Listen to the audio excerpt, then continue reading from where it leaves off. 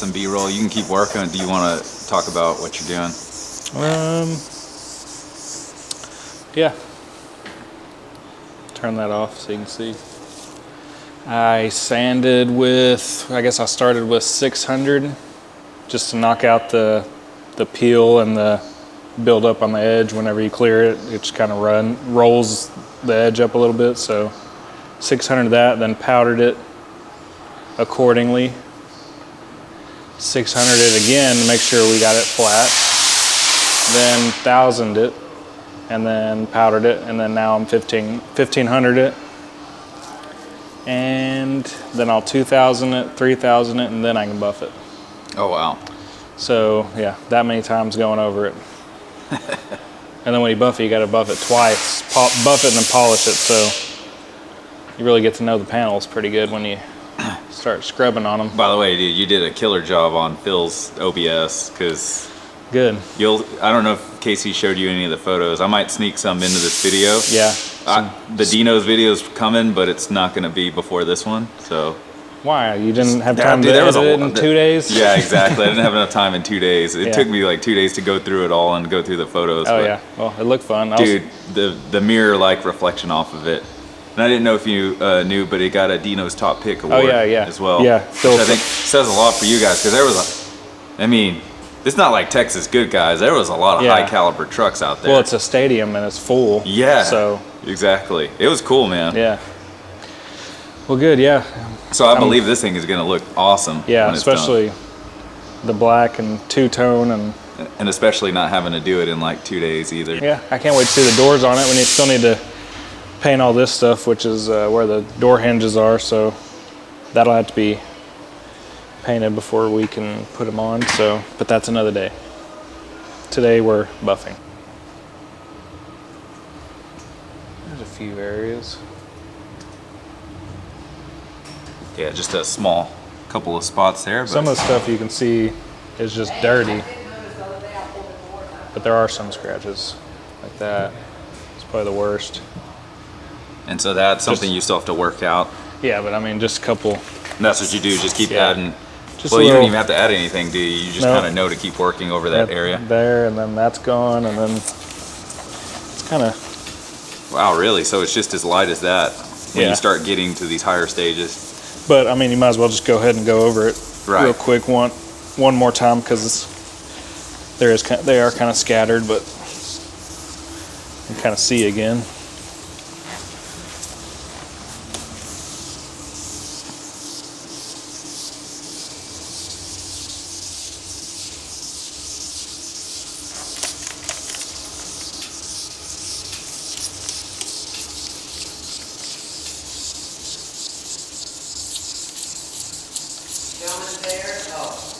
Hey, Eric, you filming today? Nah, not today. I'm gonna help him gas me do it. Yeah. All the trucks came back tired and limping. Yeah, we hadn't had a chance to talk about that yet, but that was quite an adventure, and we had some war wounds along the way. Yeah, well, I mean, that's just what I heard. I'll let them talk about it, but yeah, there was definitely I won't say what truck I was riding in, but the truck I came back in sounded like a sewing machine, and it started sounding like that in New Mexico. We just said, you know what, we don't have time for these problems. This motor is either going to hold or it's going to blow. We're going to find out.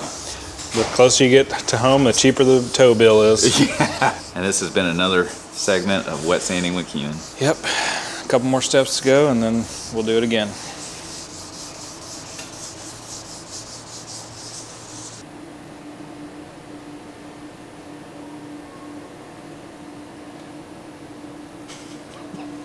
So, really this week, me and Nick, we wet sanded a bunch of parts. So currently right now we're on the core support. This is for the C10 derricks. This is actually semi-gloss black. Okay. This was painted yesterday. Wow. So this is all completely done. Right now me and Nick, just whenever he painted it, and this is the top section, you know, so everybody will see it. Right. We noticed a mess up right here. It just didn't look the best. So we filled it a little bit, just made it a little bit nicer, and then we went ahead and, while we're at it, re-blocked it with 400 grit just to make it a little bit more flatter, since there is a semi-gloss clear coat on it. So we're pretty much flattening it out again, and then we're going to wet sand 600 on top of this 400, and then back mask it and put it in the booth, and he'll re-black and re-semi-gloss clear the top on this. I can show you what else we've done this week too. Yeah, absolutely. Let's see. So we can walk in here. See, 10 parts, a lot of them. Yeah. So currently the bed is in 600 inside and out. It's wet sanded ready, but we just noticed a couple spots on the seam sealer that was rough. So we re-sanded a little bit on the seam sealer. Tonight he is going to urethane some of the seam sealer for us, and then we'll re-wet sand it, re-scotch brite it, and then this will be ready for paint. This is the tailgate for the C10. We're just going to urethane this spot and then re-wet sand 600 and scotch brite this, and then the tubs for the C10. The bottom side is rhino linered. They are taped up right now, but we're going to urethane these, wet sand 600, scotch brite. Then all this stuff will be black and white probably next week. And then I'll show you some of the parts that have already been painted. Oh crap, I forgot y'all weren't here last week either. No, it should be an action-packed update. Yeah.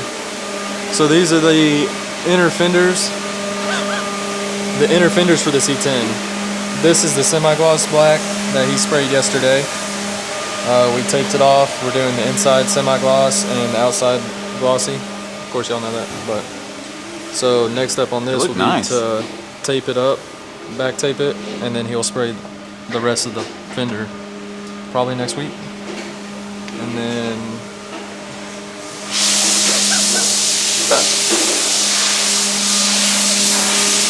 core support plates, covers, semi-gloss black for the engine bay. And then last but not least,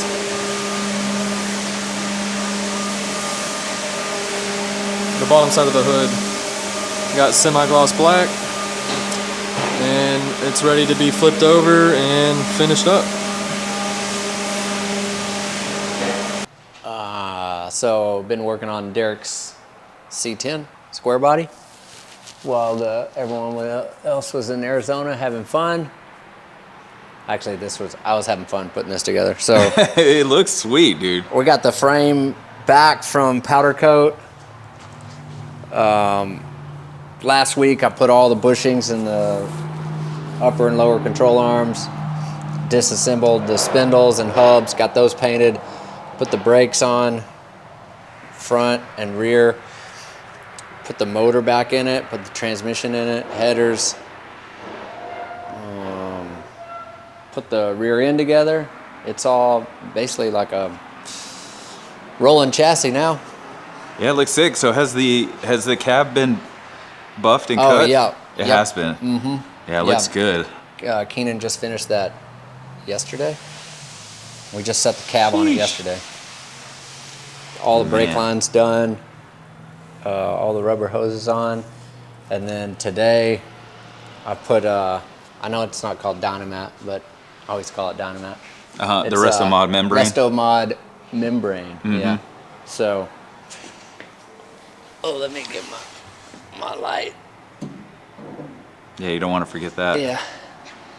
And so, got that put in. That way, I could mount the accelerator pedal with the computer. So that's that mount that Keenan made's got the ECM on one side and then the automatic transmission control module on the other. That's pretty cool. Yeah, it's pretty slick. It's pretty tight under there. I was about to say, I'm sure that helps with packaging. Yeah. And then got the fuse box mounted, Dakota digital box mounted. Next week we'll mount the AC box, start making AC lines, and then start wiring it up. It'll look a lot better once I get the seam tape, cover up all these gaps. Right. No, I mean, it's come a long way in a Yeah. short time, so I can see why he would have liked to have had this out at the show because it looks awesome. Yeah, it looks really good. Looks really good. So he's got all his old interiors going back in it from when he had it running. I think we might have PG make a custom carpet kit, and it's funny because Philip's truck was in this same condition like what, a month ago? His is in a three-quarter ton truck. Right? Sorry, I had ADHD going on. Wasn't Philip's truck in this condition about a month ago? I think it was in this condition like 3 weeks ago. Yeah, right.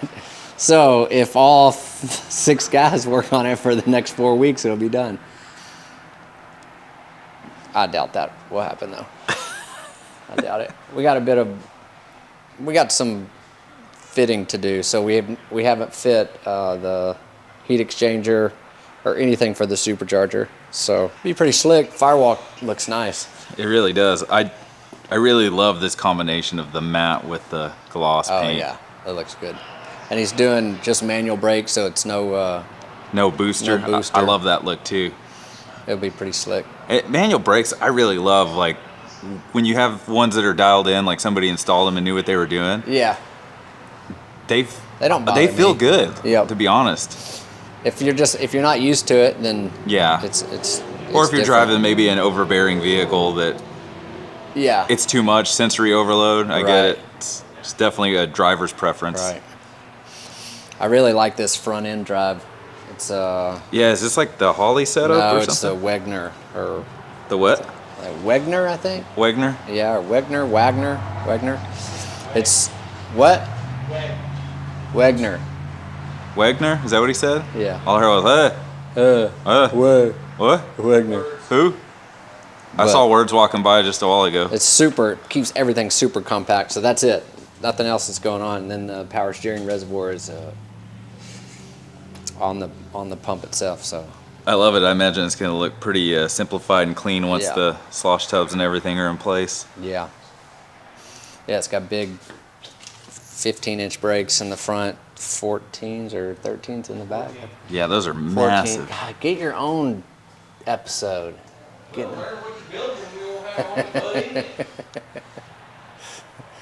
yeah, whatever. So yeah, it ought to be going together pretty quick. Sweet. Pretty smooth. That's it. That's all I got. Pretty sweet, pretty smooth. Back to reality this week with the boss here. He's being all grumpy. I don't know why. I'll go find out. Yeah. So we did our DINO'S trip. Everything went really good, actually, on the way out there. What did we have problems with on the way out there?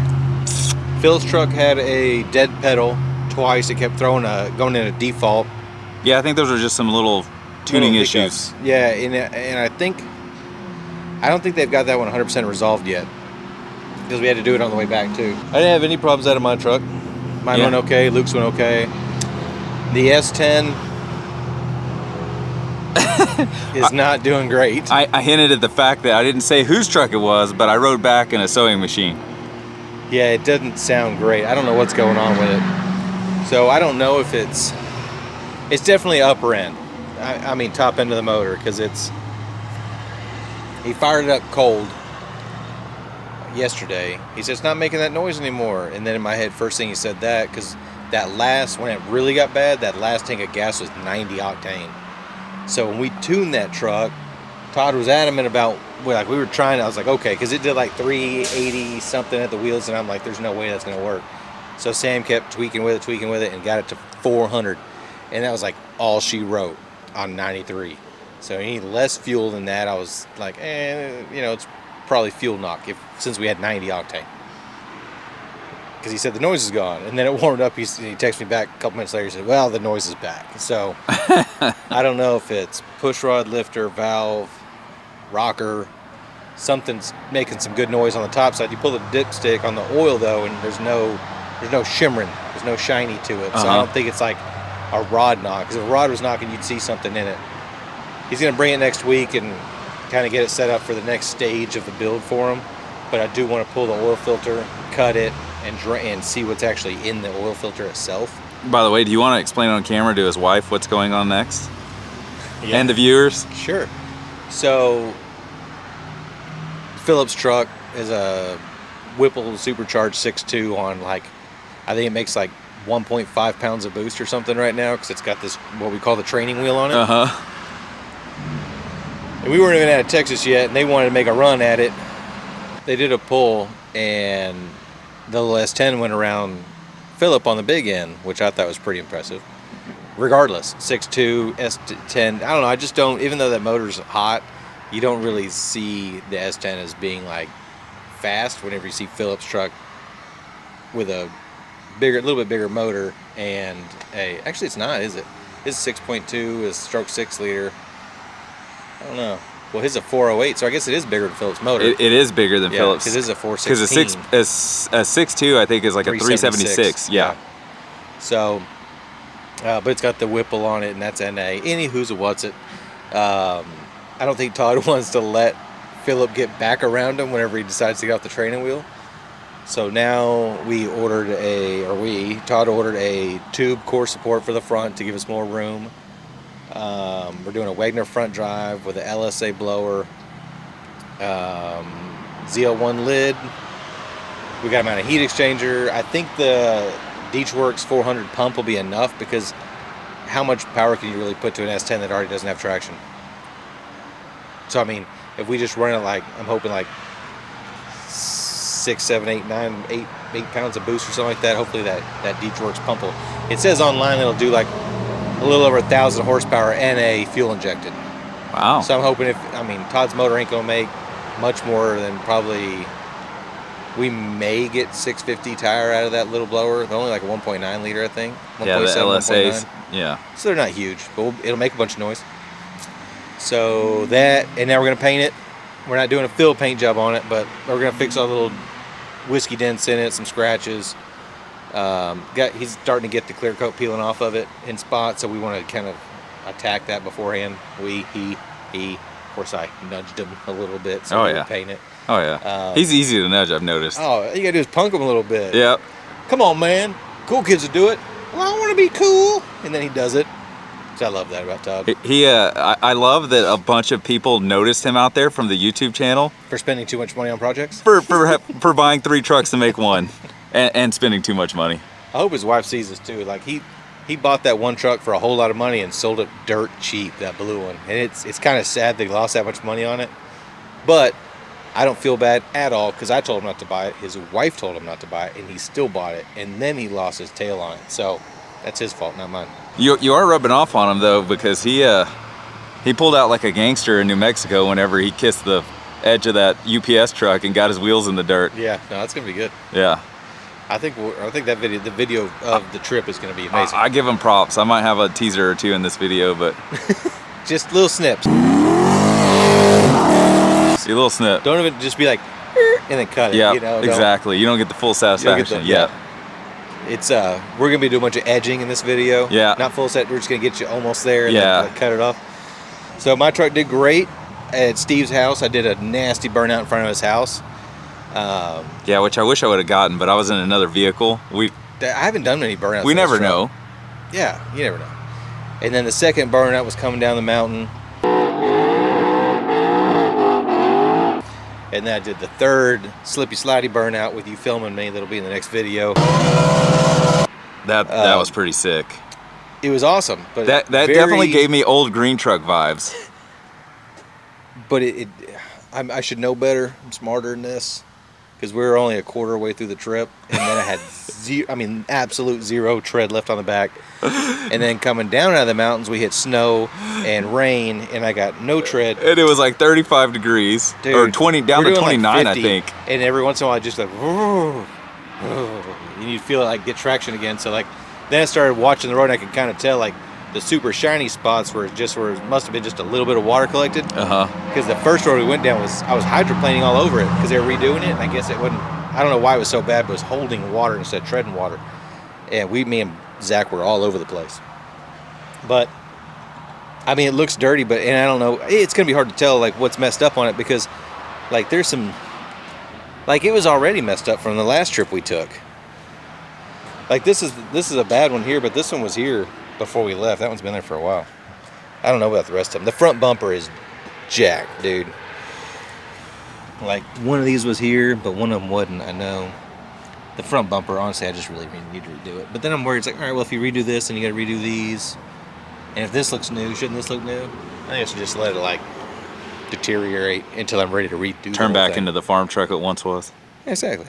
Philip's truck broke on the top of the mountain because nobody said. Well, obviously, since it came completely off, that Allen wasn't tight enough. We'll just say that. It wasn't tight. So on the bottom of a coilover, part you turn up, put preload on the coilover. Uh-huh.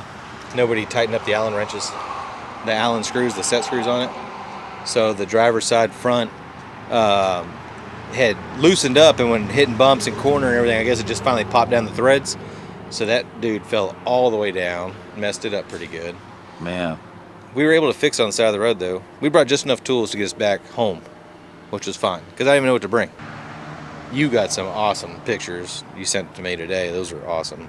Luke's excited about his pictures too. I saw he just posted them. Did he? Oh yeah, he did. Yeah, I saw him. On his Instagram. You guys can go follow, what is it, Lukester Rules? Yep, Lukester Rules. I'll put the handle in here. On Instagram. Maybe I'll just throw some of the photos in here too. It was good. His car looked good. They all look good out there. You got some awesome pictures of Steve's truck too. That one, the couple coming around when he was like turning to the left and you were just ahead of him. Dude, that thing looks sharp. I need a good, reliable van. Like a cool van. We want to make, so I don't have any more builds going on. I don't have that we're going to bring like my buddies wise that we would drive to DINO'S next year. But I want to have a party bus, van, whatever. My thoughts are like a Astro van. There's one at Marketplace right now that's already got gold Dayton's on it. That thing's cool, but it's a little higher starting price than I want to be at. Because I don't know if I want to do a full-on lowrider or if I want to do a throwback 80s, like, I almost want the van to look like a 90s Taco Bell. You know what I'm talking about? Yeah. So, I need to find one. Surely there's somebody that's got a broke down Astro van that I can just have out there, right? Because I don't care if the motor works. I at least want to put an LS in it. I have an LS3, it's like a junkyard motor that we've got, and it ran good at the time. And I've got an automatic transmission I can put behind it, but that'd be cool. Have a LS3, a little bump stick, a little chopstick in there. But that's about all I got, man. I had an amazing trip. Everything went well. The adventure was just as fun as the destination. I think that is the adventure of it. Like the drive out there and back, the drive home, like it would have been almost weird if nothing happened to Phil's truck. Like, yeah. How'd we build this truck and then nothing happened there and back? So I'm kind of glad that something happened to it. It's like, have you ever seen Days of Thunder? Whenever he's like, look, man, there's a panel we don't have to fix. You know, and he walks over and he kicks it. He says, I don't want you to ruin this for me. I feel like that's my mentality if we went on a trip and came back and had no issues. Like, I just feel like it was boring. You know what I mean? Absolutely. So, well, I guess that's all for me. How long have I been talking? 20 minutes? 30 minutes? 16.